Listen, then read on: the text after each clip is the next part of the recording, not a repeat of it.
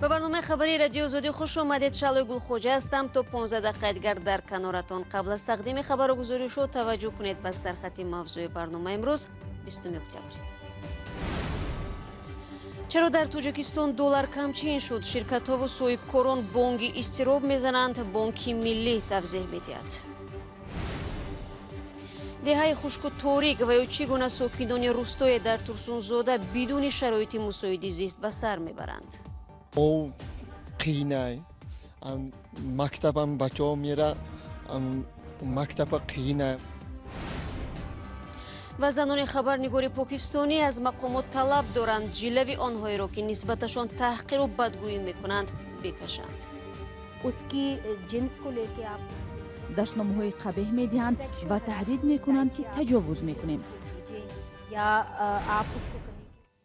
شروع میکنم از خبر دیگر. وزارت کارهای داخلی تاجیکستان جزئیات صدمه مرگبار و مرگ آهنگساز ورزیده تاجیک دلاوری ظهوریان را نشر کرد. وزارت روز 20 اکتبر در وبسایتش خبر داد که نیمه شب 19 اکتبر هنگام حرکت در روی دنغر وحدت دلاوری ظهوریان از عهده اداره ماشینش نبرآمده به ماشین بارکشی برخورده است. در نتیجه آهنگساز و یک مسافر 50 ساله او در جای حادثه به هلاکت میرسند. دلاوری ظهوریان 46 سال داشت و برای آوازخوانان شناخته توجیک آهنگ ایجاد میکرد. صاحبکاران و شرکت‌ها در تاجیکستان از کمچینی اسعار خارجی خصوصا دلار آمریکایی شکایت دارند. به گفته تاجران اگر در فرصت‌های نزدیک بانک ملی سیاست فروش اسعار خارجی را بازنگری نکند، شرکت‌ها اشیاء خام وارد کردن نمی‌توانند. کشور احتمالاً به دیفیسیت و یا کمچینی مال و محصولات از جمله مواد نیازی اول مثل آرد و بنزین روبرو می‌شود. همکارم عبدالله اشورov به تحقیق این موضوع مشغول است. عبدالله سلام. از سبب کمچین شدن دلار آمریکایی در چیست؟ سلام شهلا. بانک ملی تاجیکستان پیش آمدن کمچینی و یا دفیسیت اسعار خارجی را به چند عامل مربوط می‌داند.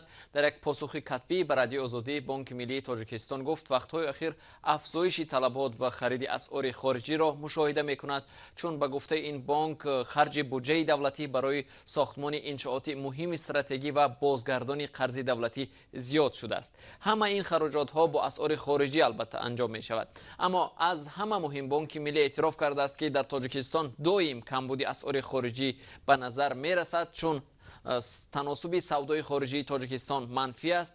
به عباره دیگر تاجیکستان از خارجه 3 مرتبه بیشتر از آنی که صادرات میکند مال وارد میسازد. برای مثال به گفته بانک ملی در 8 ماه سال 2020 واردات نظر به صادرات 2 مرتبه و یا 960 میلیون دلار بیشتر بوده است. تمام مال و محصولات را که از خارج وارد می شود با دلار میخرند و به اصرار بانک ملی در کشور از این رو کمبودی اسعار نقد خارجی به وجود می آید. عبدالله، کارشناسان چی میگویند؟ آیا راه حلی برای از بین بردن و یا کم کردن این مشکل وجود دارد یا خیر؟ بله شهلا، کارشناسانی که ما با آنها هم صحبت شدیم به این ایده‌های بانک ملی راضی نیستند. آنها میگویند سیاست پیش گرفته بانک ملی که فروش اسعار خارجی را در انحصار خود قرار داده است، آزادی بانک‌های تجارتی را محدود می‌کند، باعث به وجود آمدن چنین وضعیت شده است. همصحبتان ما میگویند وضع به آن شکل نیست که بانک ملی تاجیکستان تصویر می‌کند. به گفته آنها با وجود کم شدن انتقال پولی مهاجران، تنها در 6 ماه امسال از خارجه به کشور حدود 1 میلیارد دلار انتقال‌های پولی وارد شده است که فرق بین واردات و صادرات را میپوشاند. بر ضمن این درآمد کشور از حساب صادرات از جمله فروش متال‌های گرانبها خصوصا طلا در حال افزایش است. کارشناسان میگویند اگر بانک ملی فروش اسعار خارجی را در قبضه خود قرار ندهد، دیفیسیت اسعار خارجی به این حد نمیرسد. حالا صاحبکاران از جمله شرکت‌های آردکشی میگویند تعجیلاً به اسعار خارجی نیاز دارند، چون حاصل نوی گندم در قزاقستان الکی آماده شده است و اگر حالا آنها گندم نخرند ذخیره‌شان به پایان میرسد و کشور میتواند در آینده نزدیک به کمبودی آرد روبرو شود. شرکت‌های وارد کننده مواد سوختی نفتی و گاز هم با عین چنین مشکلات دچار آمدند. سپاس عبدالله برای صحبت. بینندگان عزیز، یادآور میشوم که بانک ملی امروز $1 آمریکایی را بر عوض 10 سومانی و 33 درهم خرید و فروش میکند. سال جاری برای بخش سیاحی تاجیکستان مشکل زو بوده است. پاندمیای کووید 19 ورودی شهروندان خارجی را به این کشور به مراتب کاهش داد. طبق معلومات اموری در شرایط بسته بودن مرزها به تاجیکستان بیشتر از همه شهروندان کشورهای همسایه مهمان شدند و سفر تاجیکان نیز به خارج کم گردید. متخصصان توریسم میگویند امتیازهایی که با قرار حکومت تاجیکستان پیش بینی شدند تنها برای مدت معین است. سرویناز روح‌الله و شهلای عبدالله وضع بازاری سیاحی را آموختند. اکثر مهمانخانه‌های پایتخت مثل اینجا به آدم و انتظار مهمان هستند. با اوج پاندمی کووید 19 در جهان و بسته شدن سرحدها، تاجیکستان نیز شاهد کاهش بی سابقه جهانگردان شد. ماها باز در برخی مهمانخانه‌ها بسته و بعضی هم بدون مشتری کوشش میکنند فعالیت خود را ادامه دهند. بر اساس آمار رسمی سال گذشته از مکان‌های تاریخی و فرهنگی و سیاحی تاجیکستان بیشتر از 1 میلیون سیاح خارجی دیدن کرده است. در کشور بیشتر از 200 مهمانخانه و بیشتر از 44 هاستل‌های خرد فعالیت میکنند. اما در برابر مهمانخانه‌های بزرگ و هاستل‌ها چند ماه گذشته شرکت‌های سیاحی هم با مشکلی کار خود را پیش میبرند. برخی هم ماه‌ها باز در شرکتشان را بسته، بعضی دیگر با امید بهتر شدن وضع انتظار مشتری نشستند. عدالت رهبر کل شرکت ادرستور با مثال از اتاق‌های خالی شرکت وضع را شرح می‌دهد. از ماه مارت که راه محکم شد، نه یگان запрос شد، نه یگان توریست ما به نه زنگ زد، ما آفیس محکم کردیم، کارگرای جواب دادیم. من تا حالا نه یک کارگر داریم، نه هیچ کار از سر نکردیم. عدالت میگوید پاندمی نه تنها تشریف جهانگردان خارجی را به تاجیکستان به طور چشم رس کاهش داد، بلکه سیاحت داخلی هم به بحران گرفتار شد. بسیار даже شهروندای خودمون تور به میرفتن.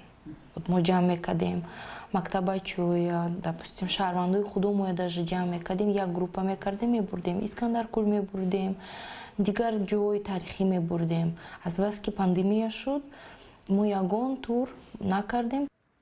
حالا در کشور 215 شرکت سیاحی فعالیت دارد که به گردشگران داخلی و خارجی خدمت می‌رسانند.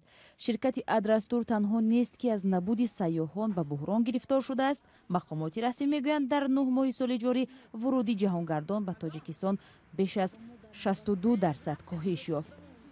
حکومت تاجیکستان در سالهای اخیر تلاش دارد درآمد از بخش جهانگردی را بیشتر کند، اما پاندمی کووید 19 بازار جهانگردی را در کشور سرد کرد. متخصصان ساحه توریسم میگویند در حالی که راه جهانگردی به خارج بسته است، باید شرایط استراحت در مکان‌های سیاحی تاجیکستان بهتر و تبلیغ این مکان‌ها زیاد کرده شود. در صورت انجام این کار به گفته کارشناسان ساحه جهانگردی میتوان تا جای عاقبت‌های بد پاندمی را کم کرد. در پاکستان زنان خبرنگار طلب دارند مقامات کاری کنند که بدگویی در حق آنها و آزار و تهدید تجاوز جنسی در شبکه‌های اجتماعی خاتمه یابد. آنها میگویند برای فعالیت خبرنگاریشان کاربران هر چیزی که خواستند در شبکه‌های اجتماعی در حق آنها میگویند. طاهر سفر گزارش می‌دهد. منیزه جهانگیر یکی از خبرنگاران شناخته پاکستان است و در برابر 15 نفر دیگر زیر دادخواست برای پایان دادن به آزار و بدگویی در اینترنت امضا گذاشته است. آنها را اساساً کاربران آزار می‌دهند که طرفدار حزب‌های سیاسی پاکستان هستند. منیزه میگوید تنقید برای کارشان مشکل ندارد، اما بدگویی چیزی دیگر است. همه ما رو برای کارمون تنقید میکنند، ولی به خبرنگاران زن مستقیم حمله می شود. دشنامه‌های قبیح میدهند و تهدید میکنند که تجاوز میکنیم.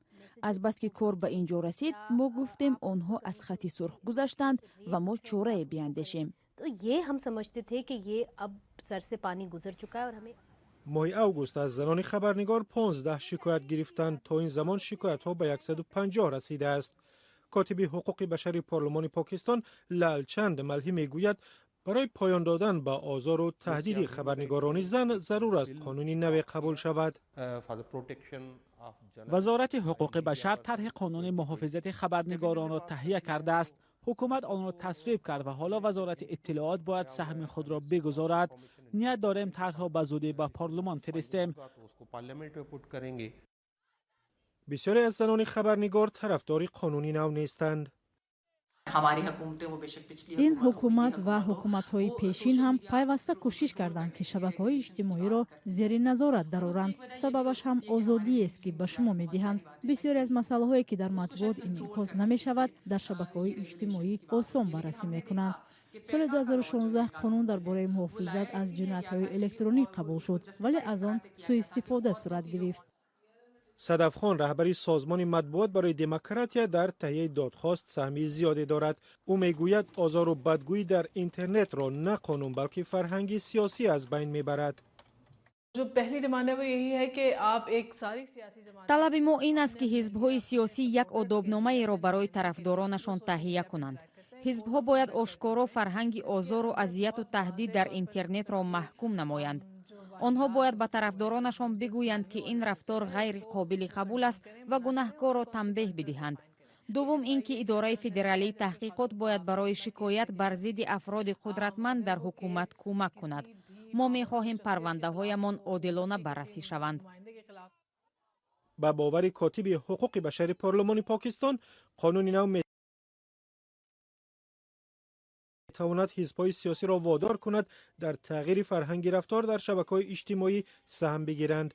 یک تحقیق نشان داده است که 77% خبرنگاران زن در پاکستان از ترس آزار و بدگویی از گفتن واقعیت‌ها پرهیز می‌کنند. خبرنگاران به این باورند که قانون رفتار عموم را تغییر نمی‌دهد. به قول آنها حزب‌های سیاسی می‌توانند از طرفدارانشان بخواهند که آزار و بدگویی را بس کنند، وگرنه تنبیه می‌شوند. ساکنان دهها خانواده деҳае дар шаҳри Турсунзода солҳои тӯлонӣ бидуни обу барқ зиндагӣ доранд. кӯдакони бархе аз онҳо то расидан ба мактаби деҳаи дигар 5 километрро тай мекунанд ва ҷавонон ҳам барои бони рӯи барқ пур намудани телефонҳояшон ночор дари ҳамсояҳоро мекӯбанд. барои суфи мавзӯро идома медиҳад. сокинони қисмати навбунёди деҳаи сатор раҷабови шаҳри Турсунзода чанд сол аст дар болои теппаҳои беобу бебарқ зиндагӣ доранд ва манбаи нуру рӯшноӣ дар хонаҳояшон ҳанӯз ҳам шамъи бобоист. шам қатъӣ зиндагӣ кард. 10 сол пеш ба 40 хонавода дар ин теппаҳои беоб замини хонасозӣ доданд. теъдоде аз сокинони маҳаллаҳои атрофи Турсунзода омаданду манзил бунёд карданд. тақрибан 10 хонавода ҳоло инҷо зиндагӣ доранд. азбаски инҷо хати барқу об надорад, теъдоди зиёди сокинон аслан ба қитъаи заминашон даст назадаанд ё танҳо пойдевор сохта сохтумонро қатъ кардаанд. свит нест, об қийнай, мактабам бачаҳо мера, мактаба қийнай, зимистонда қийнайда. зимистонда мера миёя, саҳар қатъ мера. ягон мошин боша мера, мошин набоша пешком меша. кӯдакони деҳа барои расидан ба мактаб дар маркази деҳаи сатор раҷабов 5 километр роҳи ноҳамворро тай мекунанд. барои қувват додани телефонҳои мобилашон ҳам бояд ин роҳро тай кунанду ба маркази деҳа раванд. телефона заряд тамом шуда, на бештава поён мерам, поён мештам зарядка монда.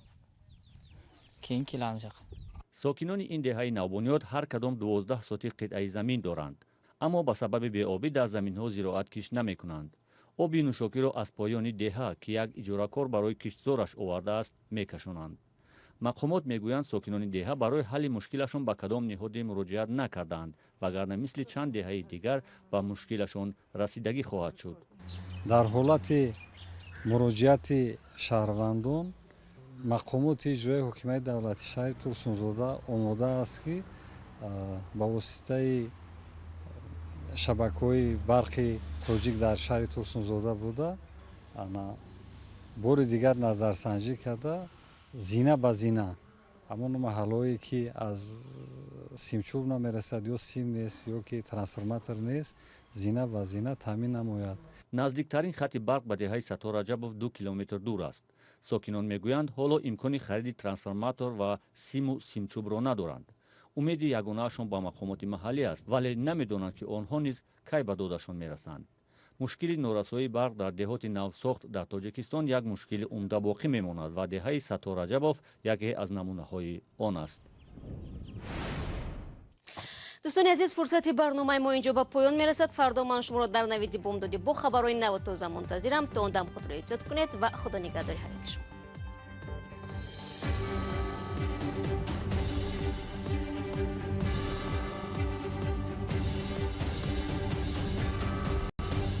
This is Radio Liberty.